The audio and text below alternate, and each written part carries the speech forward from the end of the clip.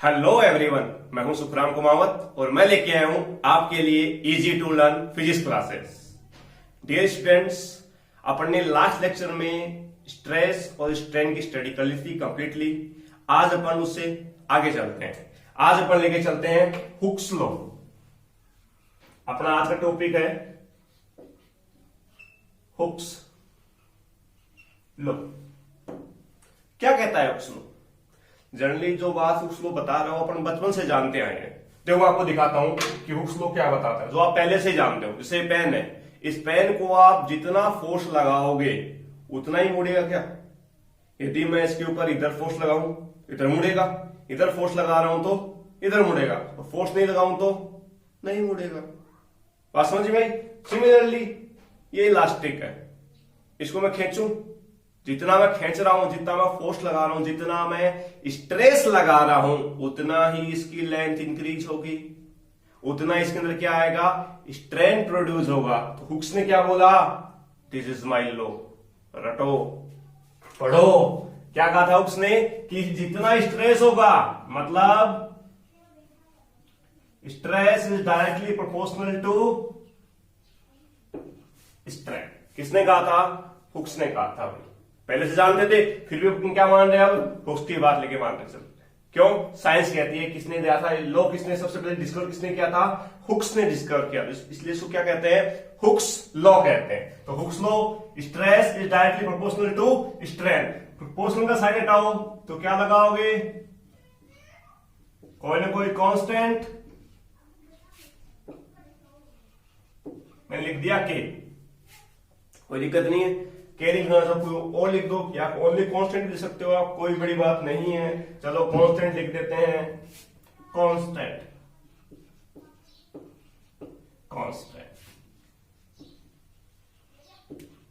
Strain. और यहां पे कांस्टेंट बराबर क्या होगा? Constant is equal to stress upon strain. Constant is equal to stress upon strain. इस कांस्टेंट को अपन क्या कहते हैं? Modulus of elasticity.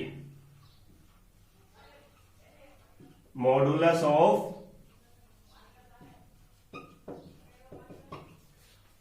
Of elasticity या coefficient of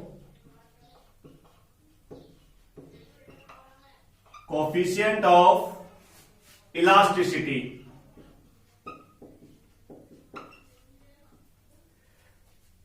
coefficient of elasticity या मॉडुलस ऑफ इलास्टिसिटी। इस कांस्टेंट को अपन नेमिंग कर सकते हैं।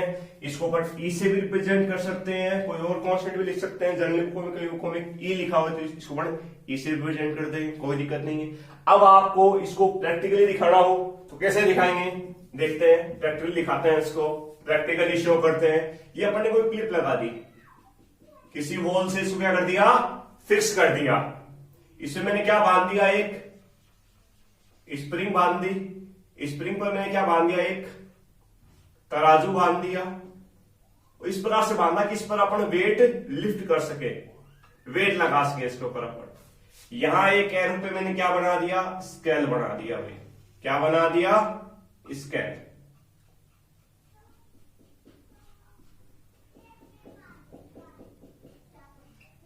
या क्या बना दिया अपन ने?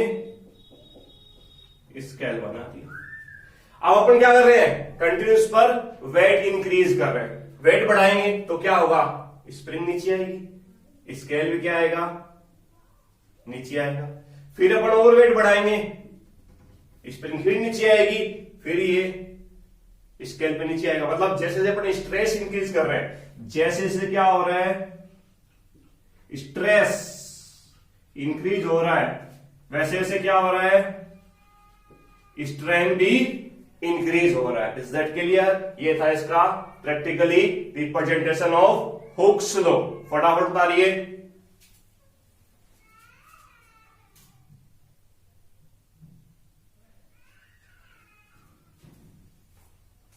हो गया यहां तक? चलिए आगे चलते हैं। Hooke's law complete. Hooke's law ने क्या बताया कि stress is directly proportional to strain. अब अपन बात करेंगे मॉडुलस ऑफ इलास्टिसिटी और कोएफिशिएंट ऑफ इलास्टिसिटी। अपन ने भी बता दिया, क्या बता दिया अपन ने कि भैया E इज इक्वल टू, ई किसको बोल रहे हैं, मॉडुलस ऑफ इलास्टिसिटी को बोल रहे हैं। E इज इक्वल टू ने क्या बोला, stress upon strain, stress upon strain. क्या हो गया ये, बल्क मॉडुलस, या sorry modulus of elasticity.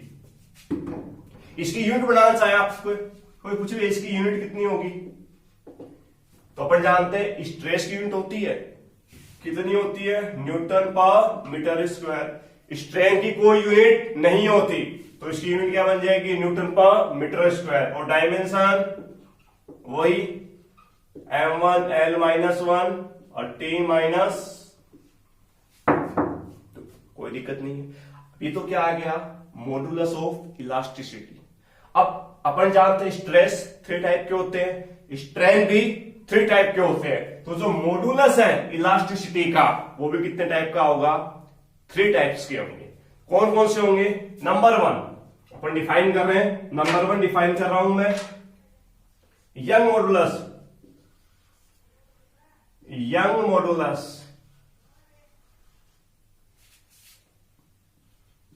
Of elasticity, young modulus of elasticity पहला मॉडुलस है। दूसरा मॉडुलस बल्क मॉडुलस, दूसरा कौन सा है, bulk modulus of elasticity. Number third आपका शेयर मॉडुलस, शेयरिंग कर दो या शेयर कर दो, sharing modulus of elasticity.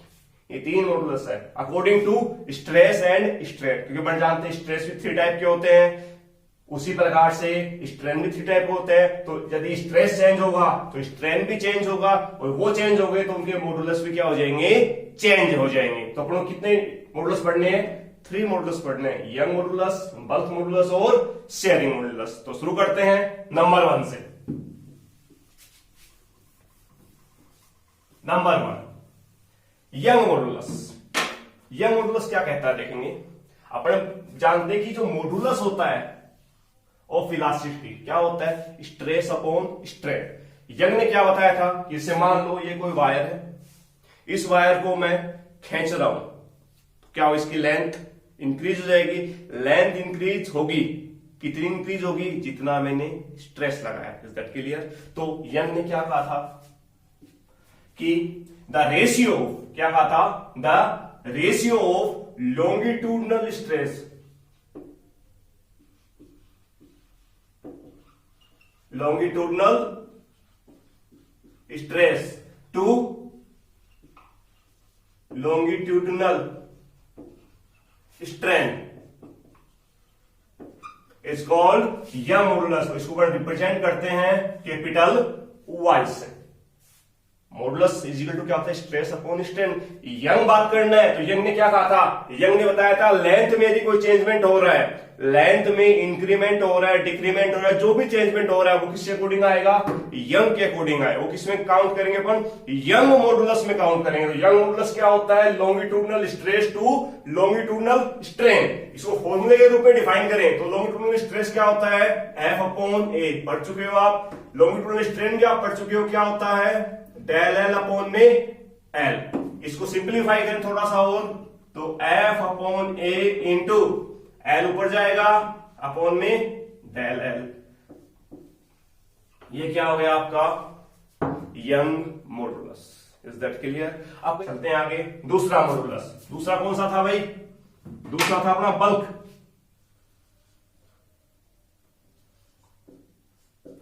Bulk modulus formula वो क्या भाई, स्ट्रेस अपॉन स्ट्रेन, यूनिट भी वो की वही, डायमेंशन भी वो की वो, चेंजमेंट कहां होगा, टाइप में चेंज होगी, फोर्स किस प्रकार से लग रहा है। तो फोर्स लगाना है अपने को, तो फोर्स क्या होगा यहां पे। बल्क का मतलब अपन क्या करें, वॉल्यूम में चेंज करेंगे। किसमें चेंज करेंगे, वॉल्यूम में चेंज करेंगे। तो क्या मिलेगा देखते हैं, नॉर्मल स्ट्रेस, क्या लगाना है आपको? नॉर्मली स्ट्रेस लगाना है। The ratio of normal stress to the volume stress. That is simply रूप से ऐसे बोल सकते हैं, volume stress to volume strain, मतलब the ratio of volume stress to volume strain is called bulk modulus. इसको अपन रिप्रेजेंट करते हैं स्मॉल के से। किसे रिप्रेजेंट करते हैं? स्मॉल के से रिप्रेजेंट करते हैं। और इसका अपने पास फॉर्मूला क्या बन के आएगा? डेल वी अपॉन में वी। और ये क्या लगा दिया अपन ने? माइनस। यहां माइनस क्या रिप्रेजेंट कर रहा है कि जब भी आप किसी भी से बॉल होती है, रबड़ बॉल होती है, उसको आप फोर्स लगा रहे हो, नॉर्मली लगा रहे हैं, ये बॉल है आपकी, इसको पानी में डाल दो आप, या गुब्बारा लो आप, गुब्बारा क्या डाल दो? पानी में डाल दो, तो उसके ऊपर क्या लगेगा? सभी दिशाओं से, सभी डायरेक्शन से एक समान रूप से क्या लगेगा? फोर्स लगेगा। इसका वॉल्यूम क्या हो जाएगा? कम हो जाएगा। फोर्स क्या लगा? नॉर्मली लगा। वॉल्यूम क्या हुआ? डिक्रीज हुआ, तो अपने क्या लगा दिया? माइनस। हियर माइनस साइन क्या इंडिकेट कर रहा है कि वॉल्यूम क्या हो रहा है? डिक्रीज हो रहा है। टू इंक्रीज इन स्ट्रेस, जैसे जैसे स्ट्रेस को इंक्रीज करते जा रहे हो वैसे वैसे वॉल्यूम क्या होता जा रहा है? डाउन होता जा रहा है। क्या लिखेंगे here? Negative sign shows that, क्या शो कर रहा है? Volume decrease, volume with increase in stress. कोई दिक्कत नहीं है। इसका फॉर्मूला अपने बनाए तो K इज इक्वल टू अपने पास क्या बन के आएगा? F upon A into V upon del V, और ये आपका माइनस का साइन। इसे क्या कहते हैं अपन? बल्क मॉडुलस या वॉल्यूम मॉडुलस भी जनरली अपन बोल सकते हैं इसको। ठीक है, यहां तक कोई दिक्कत नहीं है। चलते हैं थर्ड के बारे में। थर्ड क्या कहता है आपको? Shear modulus. शेयर मॉडुलस, और शेयर मॉडुलस आप जानते हो, shearing stress to the shearing strain. Very good. Shear modulus को अपन रिप्रेजेंट करते हैं ईटा से। किससे रिप्रेजेंट करते हैं? ईटा से। एन की टांग खींच दो नीचे, क्या बन गया? ईटा बन गया। तो ईटा इज इक्वल टू क्या होता है? शेयरिंग मॉडुलस या shearing stress, shearing stress to the shearing strain. कि शेयरिंग मॉडुलस क्या होगा? The ratio of shearing stress to the shearing strain is called shear modulus. क्या कहते हैं? ईटा से रिप्रेजेंट करते हैं। और इसको अपन लिखेंगे तो स्ट्रेस क्या होगा? स्ट्रेस का फॉर्मूला वही अपना F अपॉन ए। स्ट्रेन का लिखते हैं अपन थीटा से भी लिख सकते हैं, बताया था आपको मैंने। और ईटा इज इक्वल टू यहां से क्या बनेगा अपने पास? F अपॉन ए। थीटा क्या लिखते हो आप? डेल एल अपॉन एल लिख सकते हैं अपन। तो क्या मिलेगा अपने को? F upon A into L upon del L. किसके बराबर आ गया? ये ईटा के बराबर। This is shearing modulus. यहां तक कोई डाउट नहीं है। अपन ने क्या क्या पढ़ लिया? हुक्स लॉ पढ़ा। हुक्स लॉ ने दुआ बता रहा हूं। हुक्स लॉ होता क्या है कि विद इन इलास्टिक लिमिट, किसमें? इलास्टिक लिमिट के अंदर जितना आप स्ट्रेस लगाओगे उतना ही क्या होगा? स्ट्रेन प्रोड्यूस होगा। किसने बताया था? हुक्स ने बताया था। लेकिन कंडीशन क्या बोल दी? Within elastic limit. Elastic limit से ज्यादा करोगे, खींचोगे, टूट जाएगा, वापस अपनी शेप रिगेन नहीं कर पाएगा, तो वहां पे हुक्स लॉ अप्लाई नहीं होगा। हुक्स लॉ ने साफ साफ डिफाइन किया था कि within elastic limit stress is directly proportional to strain. उससे अपने क्या मिला? मॉडुलस मिला। मॉडुलस कितने टाइप के हुए अपने पास? 3 टाइप के हुए। कौन कौन से? यंग मॉडुलस, बल्क मॉडुलस और शेयरिंग मॉडुलस। यंग मॉडुलस क्या कहता है कि जब लेंथ में चेंजेज हो, जब लेंथ में चेंजेज हो तो कौन सा लगाएंगे अपन? यंग मॉडुलस लगाएंगे। यंग मॉडुलस क्या होता है? Longitudinal stress to the longitudinal strain. Ratio of longitudinal stress to the longitudinal strain is called Young modulus. कोई दिक्कत नहीं है, आपने फॉर्मूला बना लिया इसका। सेकंड कौन सा था? Bulk modulus. बल्क मॉडुलस क्या होता है कि जब वॉल्यूम में चेंज हो, किसमें चेंज हो? वॉल्यूम में चेंज हो, तो किसको काम में लेंगे? बल्क मॉडुलस को काम में लेंगे। बल्क मॉडुलस क्या बताता है आपको? The ratio of volume stress to the volume strain is called bulk modulus. तीसरा कौन सा है अपने पास? Shearing modulus. शेयरिंग मॉडुलस क्या कहता है कि द रेशियो ऑफ, मतलब शेयरिंग कर रहे हैं, टेंजेंशियल फोर्स लगा रहे हो आप, टेंजेंशियल स्ट्रेस लगा रहे हो, पहला नीचे वाला शेप तो क्या रहेगा? नीचे वाला सरफेस तो क्या रहेगा? अनचेंज रहेगा। ऊपर वाला सरफेस क्या हो रहा है? चेंज हो रहा है, तो उसे क्या कहेंगे अपन? Tangential stress. तो क्या होगा उसके अंदर? टेंजेंशियल शेप में क्या होगा? शेयरिंग स्ट्रेन प्रोड्यूस होगा। तो the ratio of tangential stress to the shearing strain is called shear modulus. ये अपने क्या पढ़ लिए? सारे मॉडुलस पढ़ लिए हैं, कोई डाउट नहीं है। अब क्या लेते हैं इसी पर बेस्ट अपन कुछ प्रॉब्लम्स डिस्कस करते हैं। क्लियर? तो प्रॉब्लम्स क्या करेंगे अपन? जी हाँ, मिस्टर टॉड को बुलाते हैं और कुछ अच्छी सी प्रॉब्लम्स करते हैं। तो अब चलते हैं कुछ प्रॉब्लम्स की ओर मिस्टर टॉड की हेल्प से। फर्स्ट प्रॉब्लम लेते हैं अपनी। फर्स्ट प्रॉब्लम क्या कहती है? ध्यान से सुनिएगा। अपने पास एक स्टील रोड है, स्ट्रक्चरल स्टील रोड है, कोई दिक्कत नहीं है। इसका अपने को लेंथ दी गई है 1 मीटर। 1 मीटर क्या दी गई है? लेंथ दी गई है। इसकी रेडियस आपको दी गई है 10 mm। यहां तो कोई दिक्कत नहीं है। रेडियस दी गई आपको 10 mm, लेंथ दी गई ये। इसका क्या निकालना आपको? इसमें पढ़ने क्या लगाया? एक फोर्स लगाया डाउनवर्ड डायरेक्शन के अंदर। क्या लगाया? एक फोर्स लगाया, तो उससे क्या हो गया? इसकी लेंथ इंक्रीज हो गई। और फोर्स कितना लगाया आपने? 100 किलो न्यूटन। फोर्स कितना लगा रहे हो आप? 100 किलो न्यूटन फोर्स लगा रहे हो, जिससे इसकी लेंथ क्या हो गई? इंक्रीज हो गई। मतलब क्या आ गया? इलोगेशन आ गया। ठीक है। अब आपको इसका यंग मॉडुलस भी दिया गया है। इसका यंग मॉडुलस दिया गया 2.0 इंटू 10 की पावर 11 न्यूटन पर मीटर स्क्वायर। ये चीजें आपको गिवन है। पूछा क्या क्या इन्होंने? पहली बात इन्होंने क्या पूछी है? स्ट्रेस पूछा है, स्ट्रेस पूछा है। दूसरी बात इन्होंने पूछी है इलोगेशन। तीसरी बात इन्होंने पूछी है स्ट्रेन। फिर समझ में आ गया? एक स्टील रोड है, उसकी लेंथ 1 मीटर है, उस पर अपन ने फोर्स लगाया 100 किलोमीटर, उसकी लेंथ क्या होगी? इंक्रीमेंट होगी। उसकी आपको रेडियस दी गई, उसका आपको यंग मॉडुलस दिया गया, और ये 3 चीजें पूछी है। बड़ा इजी क्वेश्चन है, तो शुरू करते हैं सॉल्यूशन इसका। सॉल्यूशन क्या चाहिए आपको? स्ट्रेस चाहिए। स्ट्रेस का फॉर्मूला यस, F अपॉन ए। F आपको दिया गया है, ए एक वायर है। वायर क्या होता है? गोली होता है। तो कौन सा फॉर्मूला लगाएंगे? Yes, pi R square. तो स्ट्रेस इज इक्वल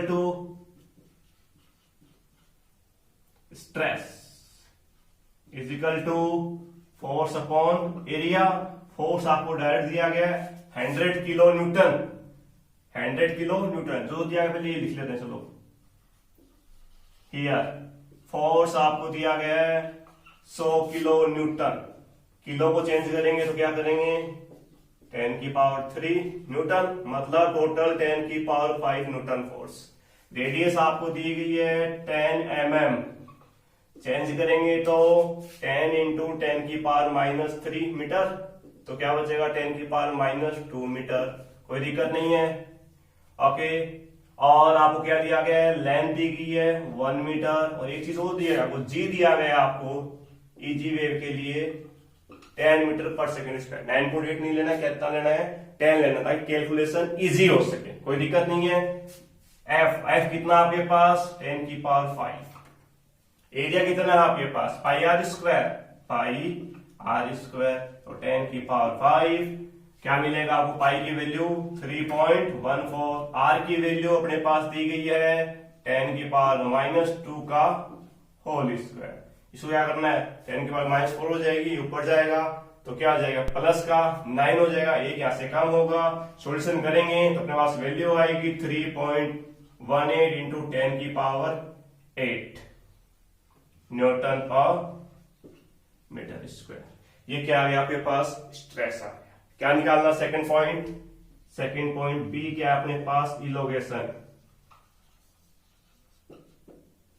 इलोगेशन किससे निकालते हैं? अभी मैंने आपको बताया था यंग मॉडुलस से। कैसे निकालेंगे? यंग मॉडुलस से। सिंस आप जानते हो यंग मॉडुलस का फॉर्मूला क्या होता है? F upon A into L upon del L. तो यहां से डेल एल की वैल्यू क्या मिलेगी आपको? F upon A L upon Y. This is called elongation. इसे क्या कहते हैं अपन? ये तो आपका यंग मॉडुलस का फॉर्मूला, ये आपका इलोगेशन का फॉर्मूला। एफ अपॉन ए की वैल्यू डायरेक्ट रख दो, कितनी? 3.18 इंटू 10 की पावर 8। एल की वैल्यू 1 डायरेक्ट रख दो, कोई दिक्कत वाली बात नहीं है। y की वैल्यू 2 इंटू 10 की पावर 11। सॉल्यूशन कितना मिलेगा अपने को? 1.59 इंटू 10 की पावर -3 मीटर। सॉल्यूशन कर लेंगे अपन आराम से। क्या मिल जाएगा आपको वैल्यू? 1.59 10 की पावर -3। ये क्या मिल गया आपके पास? इलोगेशन मिल गया। कोई दिक्कत नहीं है। थर्ड पार्ट फटाफट देखते हैं। स्ट्रेन। क्या? स्ट्रेन। स्ट्रेन का फॉर्मूला क्या होता है? Yes, del L upon L. Del L की वैल्यू अभी भी अपने पास आई है। डेल एल की वैल्यू अभी भी अपन ने फाइंड आउट की है। 1.59 इंटू 10 की पावर -3 मीटर। और एल अपने पास क्या है? 1। इसको परसेंट, ये वैल्यू आ गई अपने पास, इसको परसेंटाइल में निकालें तो del L upon L into क्या करोगे? 100 से मल्टीप्लाई करेंगे। तो इसको 100 से मल्टीप्लाई करेंगे तो क्या आएगा अपने पास? अप्रोक्सीमेट 0.16%। कोई दिक्कत नहीं है, यहां तक कोई डाउट नहीं है। क्वेश्चन समझ में आ गया, आंसर आ गया। फटाफट इसको राइट कर लीजिए।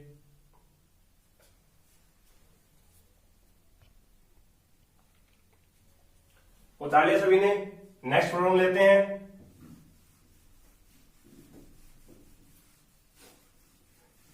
नेक्स्ट प्रॉब्लम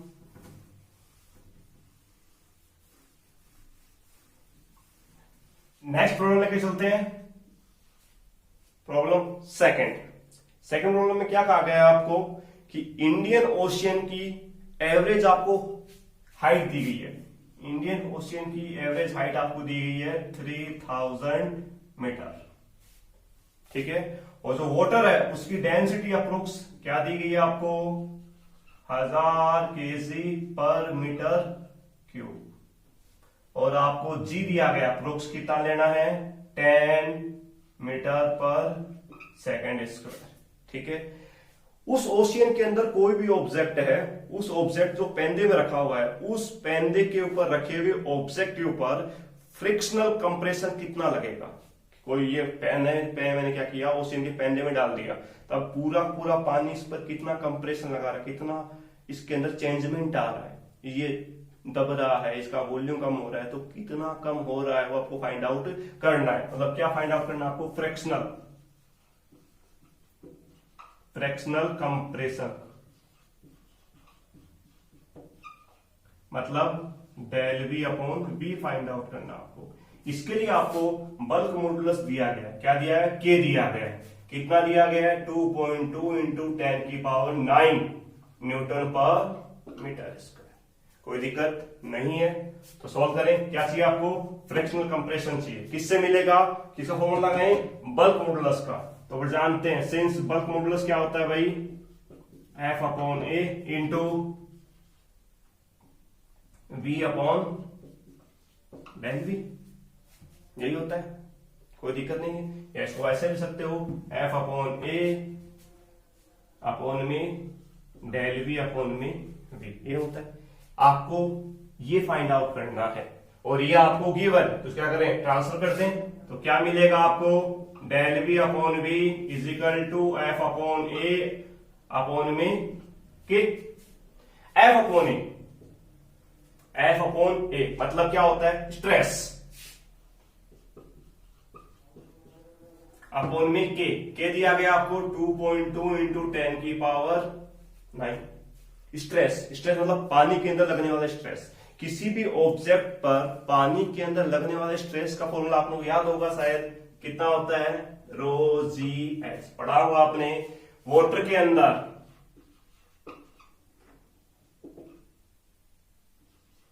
स्ट्रेस ऑलवेज याद रखना क्या होता है, रो जी एच होता है। रो डेंसिटी, जी आपका एक्सीलरेशन और एच हाइट। 2.2 इंटू 10 की पावर 9। रो की वैल्यू 1000, जी की वैल्यू 10, एच की वैल्यू 3000 अपॉन में 2.2 इंटू 10 की पावर 9। क्या मिलेगा अपने को यहां से, 3 4 5 6 7, तो 3 इंटू 10 की पावर 7 अपॉन 2.2 इंटू 10 की पावर 9। इसको इससे करते रहते हैं, डिवाइड करते हैं, तो अपने पास वैल्यू आएगी 1.36 और ऊपर जाएगा 10 की पावर -2। इसको परसेंटाइल के अंदर निकालें तो क्या आएगा, 100 से मल्टीप्लाई करेंगे तो ये पार्ट कैंसिल हो जाएगा, क्या बचेगा 1.36%। किसी भी ऑब्जेक्ट के ऊपर जो ओशियन के पेंदे में रखा हुआ है उस पर कंप्रेशन कितना लगेगा, 1.36%। इतना क्या हो जाएगा, वो कंप्रेस हो जाएगा। किसके कारण, इतने स्ट्रेस के कारण। क्लियर दैट, ये था अपना आज का टॉपिक्स। प्रॉब्लम्स ले लिया पढ़ने, अपने सारे मॉडुलस पढ़ लिए, बुक्स को पढ़ लिया, उससे रिलेटेड अपन ने प्रॉब्लम्स कर ली। अब नेक्स्ट लेक्चर के अंदर मिलते हैं आपसे, तब तक के लिए सी यू, बाय बाय।